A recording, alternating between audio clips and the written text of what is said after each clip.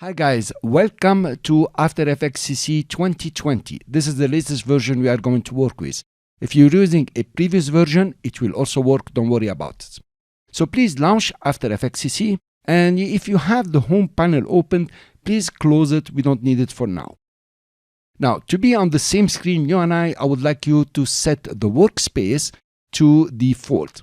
So come to Window and go to Workspaces just over here, and you have default over here. Make sure it is checked. Then come back to Window and then go back to Workspaces, and please reset to saved layout. Hopefully you didn't save over the default workspace and create a new one. Let's set some preferences first. If you are on Windows, you will go to Edit and you go to Preferences, and from Preferences please go to General.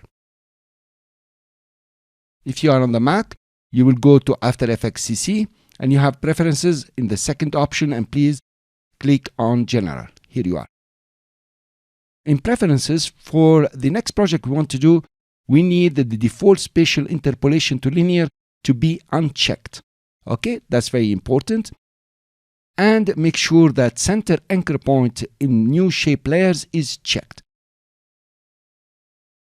Then guys, from General, I would like you to switch to Display. In Display here, we want to set the motion path to all keyframes. And that's very important. This will show you all the motion path with all its keyframes. We are going to use a lot of keyframes in the next lectures. And then you click OK.